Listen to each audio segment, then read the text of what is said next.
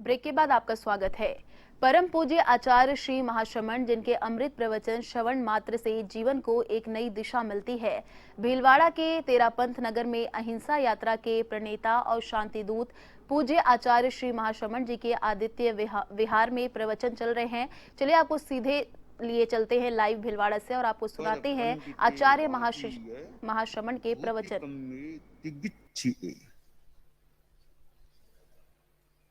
हमारे जीवन में ज्ञान का बहुत महत्व है। आदमी को जितना संभव हो, समय आदि की अनुकूलता हो, परिस्थितियों की भी अनुकूलता हो, तो ज्ञान विकास का प्रयास करना चाहिए। शास्त्रकार ने यहां बताया है, नैपुणिक वस्तु पुरुष नो है। निपुण का मतलब है सूक्ष्म ज्ञान। ज्ञान सतही भी होता है, उसका भी अपना महत्व मूल्य है, पर ज्ञान की गहराई में जो आदमी जाता है,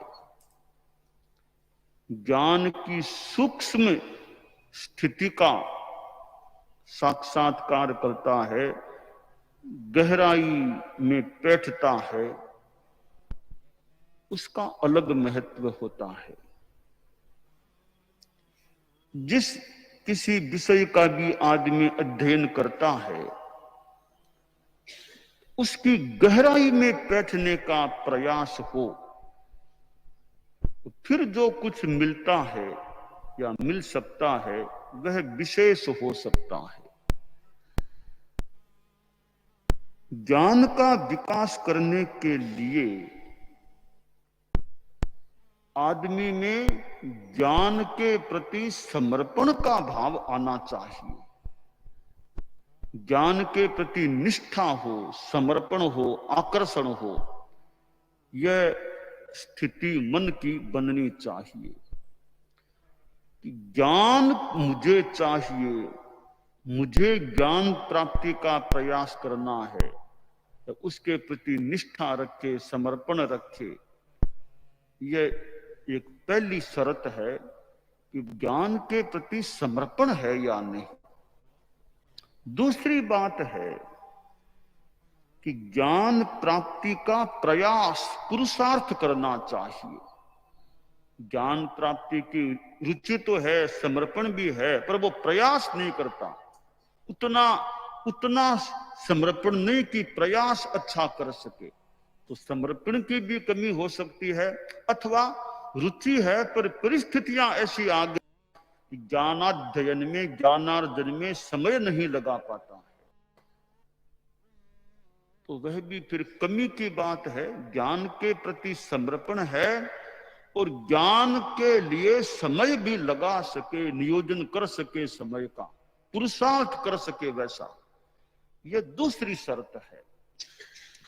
तीसरी बात है कि ज्ञान और ज्ञान दाता, जो ज्ञान दाता हो, उसके प्रति सम्मान, विनय का भाव हो। अब ज्ञान के प्रति भी विनय हो, ज्ञान दाता, अध्यापक, प्राध्यापक, गुरु जो ज्ञान देने वाला है, दोनों के प्रति विनय, ज्ञान के प्रति भी विनय, बहुमान का भाव, और ज्ञान दाता व्यक्ति के प्रति भी विनय, और ज्ञानी व्यक्तियों के प्रति भी सम्मान का भाव। ये ज्ञानी लोग हैं, ज्ञान के प्रति सम्मान का भाव, ज्ञानी व्यक्ति के प्रति सम्मान का भाव, और ज्ञान दाता के प्रति भी सम्मान का भाव। ये तीनों बातें जीवन में आ जाती हैं।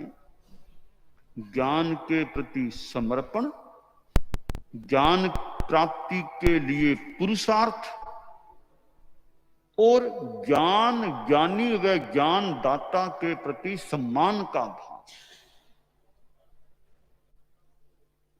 बाकी प्रज्ञा बुद्धि तो अब है जितनी है, तो ये तीनों हैं तो व्यक्ति फिर कुछ ज्ञान की दिशा में आगे बढ़ सकता है। प्रतिभा प्रखर है, तो और बड़ा सहयोग उससे मिल जाता है।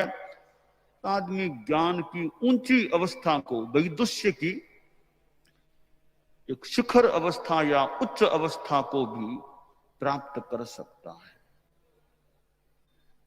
यहां शास्त्रकार ने कहा नैपुणिक वस्तु पुरुष नो, नैपुणिक शब्द को काम में लिया है। तो निपुण यानी सूक्ष्म ज्ञान, स्थूल ज्ञान यानी सूक्ष्म ज्ञान। और जिसके पास सूक्ष्म ज्ञान होता है, जो सूक्ष्म ज्ञान का धनी होता है, वह व्यक्ति नैपुणिक कहलाता है। यहां जो ये 9 पुरुष बताए गए हैं, यूं तो पुरुष के रूप में 9 प्रकार हैं, अलग अलग विषयों के ज्ञाता 9 पुरुष। और यूं ये पूर्वों में 9वें पूर्व के 9 अध्ययन भी होते हैं, ऐसा भी बताया गया है। क्योंकि आ गया वत्थु या वस्तु शब्द पूर्वों से भी जुड़ा हुआ, तो ये 9वें पूर्व के 9 अध्ययनों के नाम भी बताए गए हैं। और यूं ये पुरुष के रूप में भी यहां उल्लिखित किए गए हैं। तो ये सूक्ष्म ज्ञान के धारक व्यक्ति, एक पहला बताया गया संख्यान, गणित को जानने वाला और गणित का सूक्ष्म ज्ञान रखने वाला। अब ज्ञान की अनेक ज्ञान रूपी वृक्ष की अनेक शाखाएं हैं।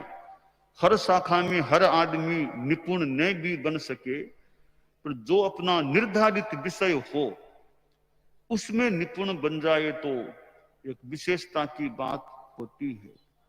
तो कोई व्यक्ति गणित शास्त्र में गहरा ज्ञान रखने वाला, गणित का अच्छा वेत्ता होता है। जैसे विद्या संस्थानों में की गणित के 2 प्रोफेसर प्राध्यापक अध्यापक हैं, जो दिन रात जिनके दिमाग में गणित का विषय, गणित का अध्ययन अध्यापन करते हैं, तो वे गणित के गहरे नैपुणिक विशेष ज्ञाता बन सकते हैं। दूसरा नैमित्तिक, कि निमित्त को जानने वाला, निमित्त शास्त्रों के का ज्ञाता आदमी, चूड़ामणि आदि निमित्त शास्त्रों का ज्ञाता होता है। और अनेक स्थितियों की जानकारी निमित्त शास्त्र के अनुसार कर लेता है, ग्रंथों को पढ़ता है। और साथ में विनय का भाव कितना है ज्ञान और ज्ञानदाता के प्रति, ज्ञानी के प्रति, वो कितना है। और कुछ जीवन में उसके व्यवहार में गहराई है या नहीं, विनय नहीं है और थोड़ी वो एकाग्रता नहीं है, यानी ज्ञान के साथ एकाग्रता भी चाहिए। चित्त चंचल है, जमता ही नहीं है इधर उधर, तो वो ज्ञान के विकास में बाधा हो सकती है। चित्त की एकाग्रता, विनय हो, चित्त की, मन की एकाग्रता हो, चंचलता ज्यादा न हो। वो 2 विद्यार्थी गुरुजी के पास पढ़ते थे, अनेक विद्यार्थियों में 2 वे, एक गांव के ही 2 थे, दोनों ही वैसे उम्र का थोड़ा फर्क था, एक थोड़ा सा बड़ा, एक थोड़ा सा छोटा था, एक ही गांव के थे। दोनों ने साथ ही गुरुजी के पास पढ़ना शुरू किया, 12 वर्षों तक अध्ययन किया।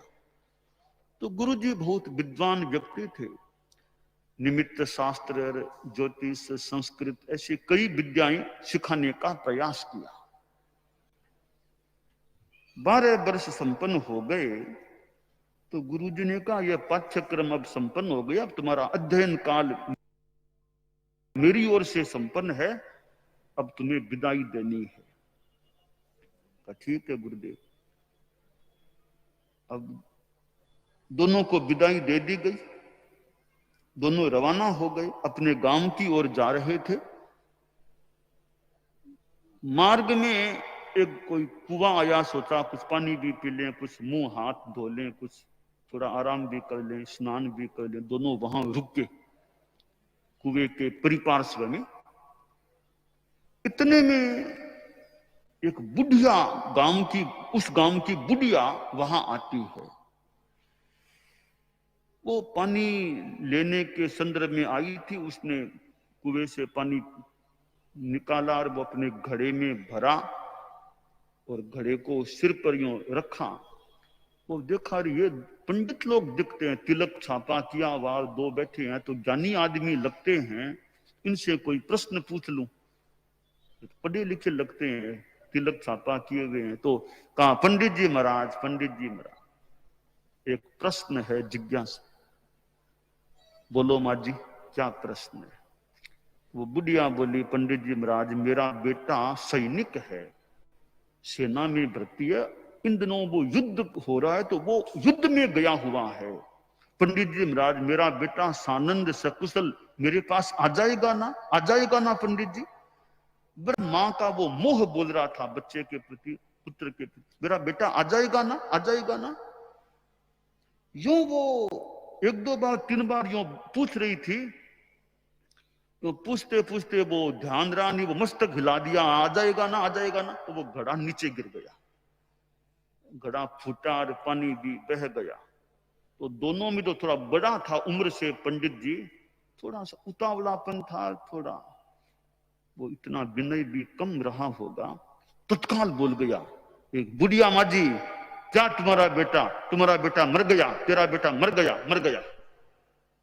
बेचारी बुढ़िया दुखी हो गई, अरे पंडित जी ने कह दिया मर गया, मर गया, रोने लग गई, वहां पर जोर जोर से रोने लग गई।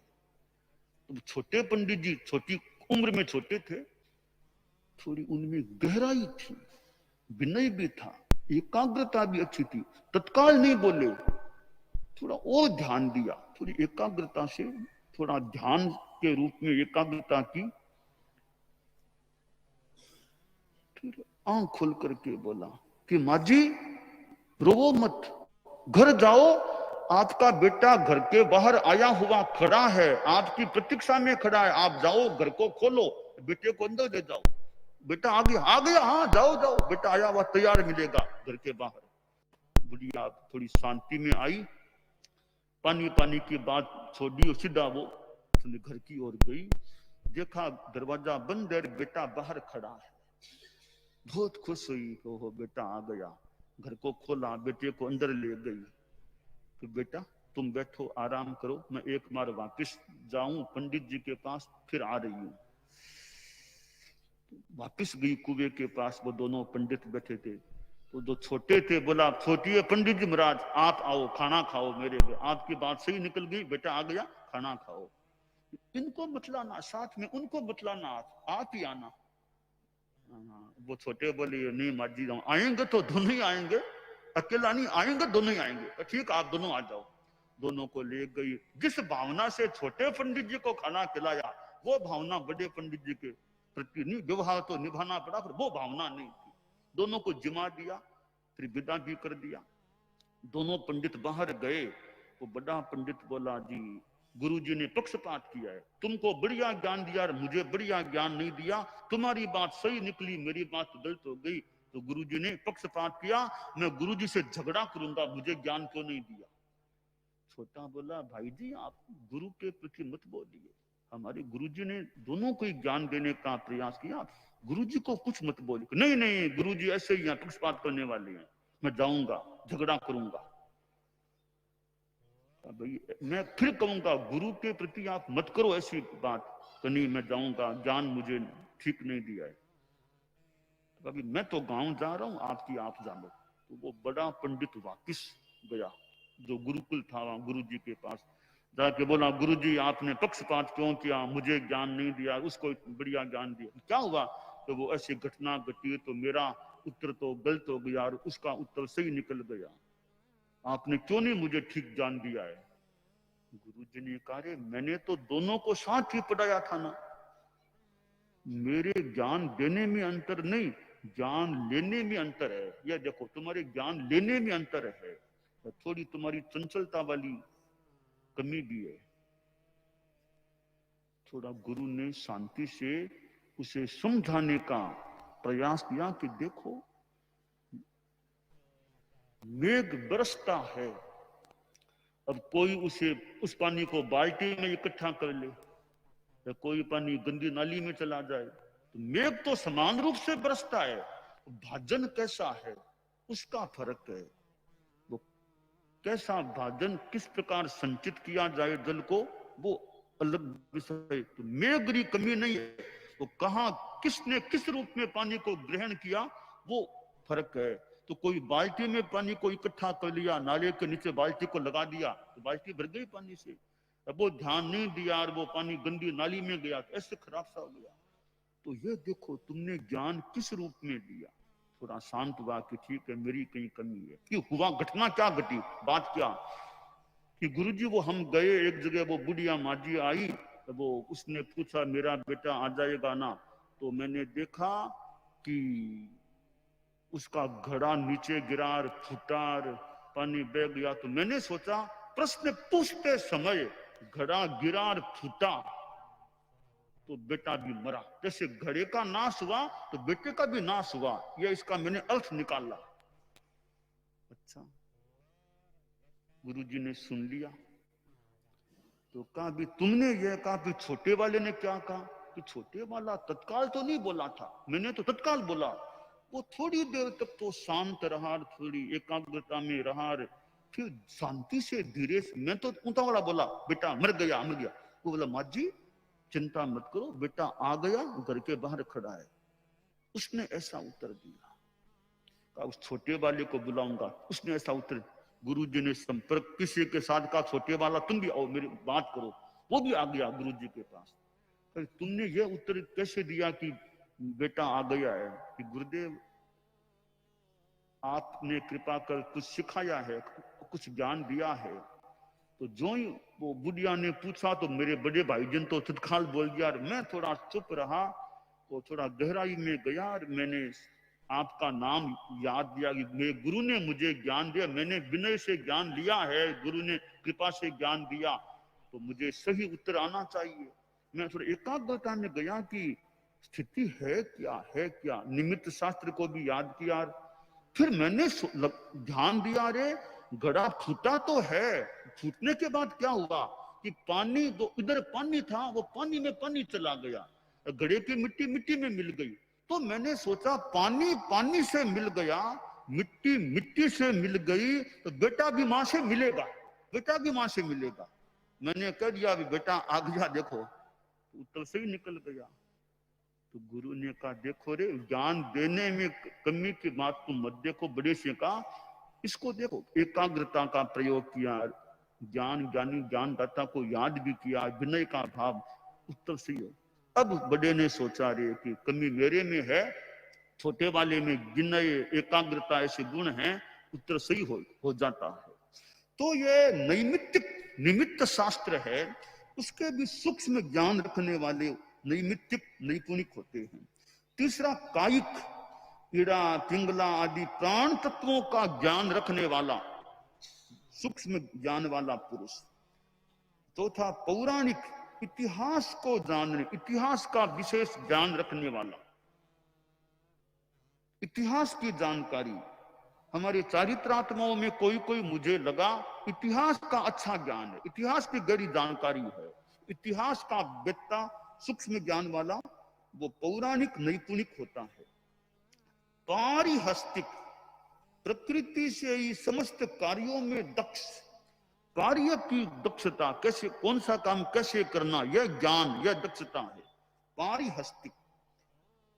और छठा पर पंडित, अनेक शास्त्रों का वेत्ता, दूसरों के स्वयं समय पर समय, अपना सिद्धांत दूसरों का सिद्धांत, जो पंडित पर पंडित, दूसरों के विषयों में भी अपना ज्ञान रखने वाला, तो अनेक शास्त्रों का वेत्ता नैपुणिक, सूक्ष्म ज्ञान वाला वो नैपुणिक। और वादी सातवां, वाद लब्धि से संपन्न हो, चर्चा वार्ता में लब्धि संपन्न हो। और भूति कर्म, भस्म लेप या डोरा बांध कर ज्वर आदि की चिकित्सा करने वाला, जो चिकित्सा के संदर्भ में ज्ञानी है, वो डोरा बांधना, भस्म लेप करना, ज्वर को उतार देना, वो ज्ञान रखने वाला। तो नौमा है चिकित्सा करने वाला व्यक्ति, तो चिकित्सा के संदर्भ का ज्ञान रखता है, कैसी दवाई देना, कौन सी जड़ी बूटी देना, क्या प्रयोग करना कि बीमारी या समस्या है यह दूर हो जाए। तो ये ज्ञान के अनेक क्षेत्र हैं,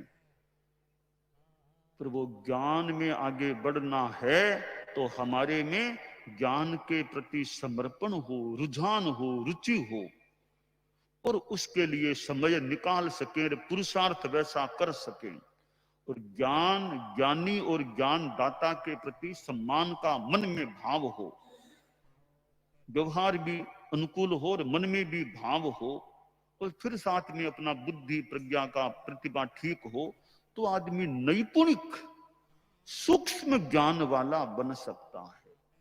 तो ठीक है, सबका ज्ञान तो समान होना मुश्किल है, परंतु जिन व्यक्तियों में प्रतिभा है, ये कुछ विनय आदि के गुण हैं, तो वे अच्छा पुरुषार्थ करते करते किसी किसी विषय की या अनेक विषयों की गहराई में जाने वाले बन सकते हैं।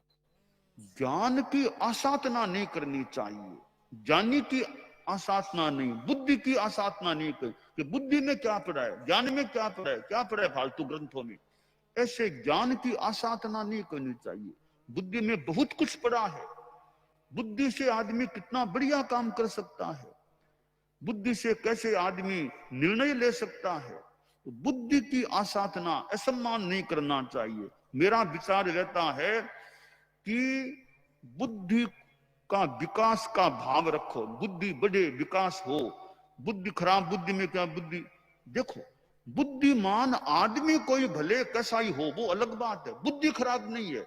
बुद्धिमान आदमी कोई पापी, खराब, गलत काम करने वाला हो सकता है, तो वह बुद्धि का दुरुपयोग करने वाला हो सकता है। बुद्धि अपने आप में खराब नहीं है, दुरुपयोग तो किसी भी चीज का आदमी कर ले, कोई हो सके तो वो चीज अपने आप में, अब पानी है, पानी को कोई पीने के काम में ले और कोई काम करे, अमृत है, अमृत को कोई पिए, कोई पैर धोए अमृत से, तो उपयोग क्या करता है वो अलग बात है। तो पानी को फालतू फेंक दिया, एक पानी को काम में लिया। हमारे संतों के मान लो पानी है, तो पानी को भी अपव्यय न होगी, पानी पहले अनावश्यक तो लाए ही क्यों, थोड़ा बच भी गया है ना, तो पानी भी दुनिया का तत्व है, उसका भी सम्मान, सम्मान कैसे करेगी, पानी पड़ा है ना, कोई उपयोग में ले लो, वो नहीं तो आंख छांट लो, आंख छांट के पानी को काम में, पानी का भी सम्मान होगा, पानी को काम में लिया, ऐसे ही डाल दिया, ये पानी कहीं सोचेगा, अगर सोचेगा रूपक की भाषा में, अरे मुझे उस तरह फेंक दिया, मुझे काम में, तो पानी को भी काम में ले, थोड़ा बच गया पानी, उसको क्या काम ले सकते हैं, उपयोग कर ले पानी का। तो उपयोग क्या हो वो अलग बात है, वस्तु अपने आप में खराब, तो बुद्धि खराब नहीं है, बुद्धिमान आदमी खराब हो सकता है, बुद्धि का दुरुपयोग भी हो सकता है, बुद्धि अपने आप में खराब नहीं है। हम बुद्धि का सम्मान करें, बुद्धि के विकास की भावना रखें और ज्ञान के क्षेत्र में आयास प्रयास करें, तो कुछ लोग ये नैपुणिक सूक्ष्म ज्ञान वाले व्यक्ति भी अमुक विषय के गहरे विज्ञाता भी बन सकते हैं। दानान सिद्धम अभयपयानम सच्चे सुया अणवज्जं वयन्ति तवेशुया उत्तम बंभचेरम लोगुत्तमे समणेनाय पुत्ते।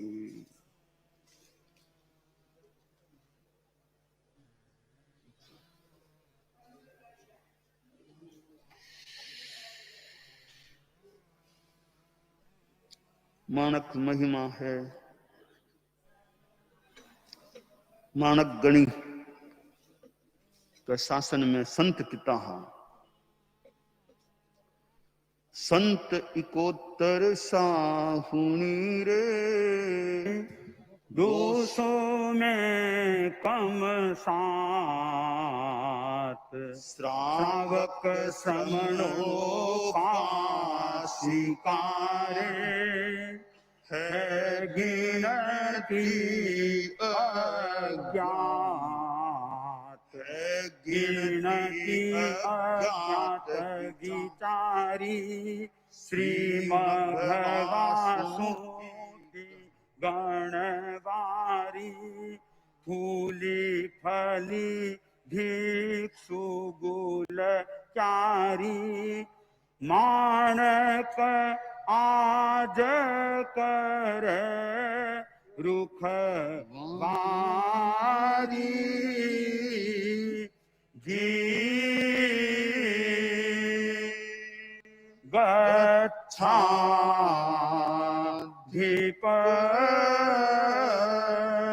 जी। मानवगणी के शासन में 5 विरजय मानवगणी तो साधु पिता इकोत्र तो संत है। मानवगणी का 5 विराज्य है, संत संग में इकोत्र, 200 में 7 कम यानी 103 में मान लिया सत्या है। और श्रावक सेवकों की तो संख्या बतानी मुश्किल है। यांकली संपदा मगवा गणी मानक गणी ने या युवाचार्य मानक गणी ने सौंपी है। आप फूली फली भिक्षु स्वामी की या गुलचारी है। और अब मानक गणी बिका रुखवाला है, बिक रुखवाली करने वाला गणमाली है। यांकला गच्छाधिप आपने धर्म संघ ने प्राप्त हुआ है। और श्रमण संपदा संत यांकला है मानव गणी के अब शासन काल में तो सांतरा संत है। मानो एक एक स्यों कई तो बढ़ता चढ़ता वीर संत है। जिका के मायने कालूजी स्वामी जियांकला, बड़ा कालूजी स्वामी रेल मगरा वाला, धीर वीर गंभीर संत कालूजी स्वामी। और जिका दयाचार्य के मगवागणी के मानगणी के मानो की कृपा पाती अच्छा एक मानिस्ता संत के रूप में कालूजी स्वामी बुढ़ा रहा है। तो अब मानगणी 5 विराजा है तो बख्शिशा करावे है। तो कालूजी स्वामी बड़ा ने सारा कार्या की रिब्बा बारी आपने संता में बा रात की बैठने की बारी चले वे सब बख्शिशा करा देवे है। बोझ भार की बख्शिश आपने यहाँ समुच्चय को बोझ आवे भी बोझ सु भी माने मानो मुक्त यहाँ की जो भी व्यवस्था मानी कृपा पूर्ण अनुग्रह पूर्ण निर्णय दिरायो के आने बख्शिशा की जा रही है। और क्यों नहीं दी जावे यहाँ कला कालूजी स्वामी जी का कितना संग्रह वास्ते खपिया है और कितो काम करियो है। और भाने तो एक अंश के मायने तो डॉक्टर मान लिया, एक अंश में भाने डॉक्टर मान लिया, सर्जन डॉक्टर के रूप में भी वे आपकी एक मानो भूमिका अदा करी है। और बाकी भूमिका दयाचार्य के स्वास्थ्य लाभ के वास्ते करिए। तो दयाचार्य के अंगठा में थोड़ी समस्या होगी ही, क्योंकि समस्या तो सामान्य बात है। आंख में अवस्था या बात तो और ज्यादा संभावना बन जावे, आंख पर मोतियाबिंद ऐसी कोई स्थिति बन जावे। तो आज तो खैर ऑपरेशन डॉक्टर आंख नो करा लियो जावे। भी जमाने में डॉक्टर की सहायता नहीं लेने की बात व्यवस्था थोड़ी कड़ाई या व्यवस्था तो संतानी वो काम करनो। तो जिया अवस्था आई दयाचार्य ने आंख में नेत्रा में गड़बड़ शुरू होगी, प्राथमिक उपचार हुआ तो ठीक भी हो गयो। फिर पछी धीरे धीरे नेत्र ज्योति क्षीण होने लगी तो मोतिया उतर आ गई। मोतिया पक जाने पर विक्रम संमत 1929 में कालूजी स्वामी ये बड़ा है वे शल्य क्रिया शल्य चिकित्सा आखिरी करी। तो मानो कि एक सर्जन की भूमिका दयाचार्य के वास्ते कालूजी स्वामी अदा करी। तो बहुत एक अच्छी सेवा है। गुरुदेव के दयाचार्य के ज्योति ने सुरक्षित कर देने वाला या निरापद कर देने वाला कालूजी स्वामी इनमें खुद को योगदान दियो। और दयाचार्य का बड़ा भाई स्वरूपचंद जी स्वामी और बाकी भी सेवा में कितो आपको अपना आपको नियोजन करियो। मानो के शरीर की छा बनकर रहे भी ढंग से बांके खने बे रहा है। और बहुत वाक पटु संता, चर्चा करने में चतुर हा, सूझबूझ वाला संत हा। और आचार्य के बहुत प्रसाद प्राप्त करने वाला है। लिखनो करता एक एक दिन में के 500-500 श्लोक एक दिन में लिख लेता। संग री सुरक्षा के वास्ते आपको जीवन झोंक देता। छात अपने संग री छात लिखने वाला संत, छात लिखने में जिका को नाम आवे, प्रथम छात लिखना प्रारंभिक संत छात लिखने वाला कालू जी स्वामी आश्रय। और सरदार शहर पवित्र को उपकार है तो सरदार शहर क्षेत्र ने बनाने वाला, बिना ठीक करने वाला एक कालू जी स्वामी। यहाँ अनेक क्षेत्रों में कालू जी स्वामी को अपने संग में योगदान है। यहाँ कला मुनिवर ने मानव गणी बख्शिशा कराई है, तो बहुत अच्छी कृपा कराई है। ईसा संता ने कामों से मुक्त कर दिया, तो और कामों में आपको समय लगा सके तो बड़ा बहुत कृपा कराई मानव गणी। और बता जिया मोको यथासंभव।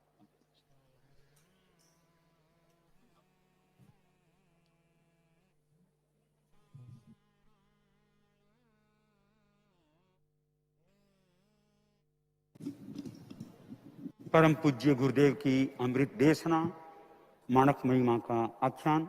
अब तपस्या, उपवास, बेला, तेला, चोला आदि पचकने वाले वे अपने स्थान पर खड़े खड़े हाथ जुड़े हुए पूज्य प्रवर से प्रत्याख्यान कर सकते हैं। पूज्य प्रवर प्रत्याख्यान। उपवास, बेला, तेला आदि तपस्या का प्रत्याख्यान लेने के इच्छुक लोगों को सूर्य उग गए भट्टठं पत्सखामि असनम साइमम साइमं अपानम बोसिरामी, कल सूर्योदय तक तीनों आहारों का त्याग हो।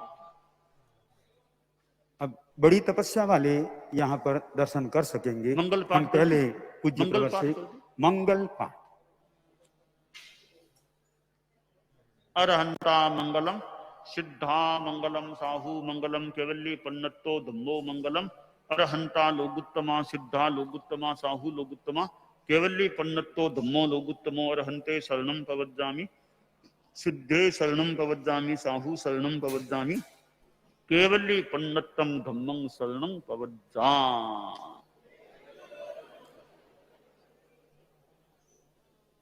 बादल बोरदिया की धर्मपत्नी श्रीमती रेखा बोरदिया, पूर्व निवासी भीलवाड़ा प्रवासी, वे गुरुदेव के समक्ष उपस्थित रहे और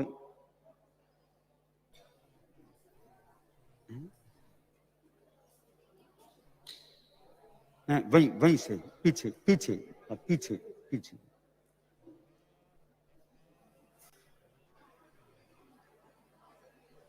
ग्यारह 25 है।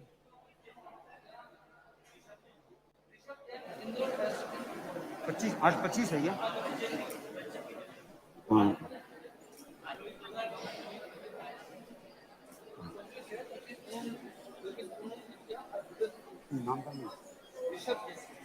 ऋषभ जैन आज गुरुदेव से 25 की तपस्या का प्रत्याख्यान कर रहा है इंदौर।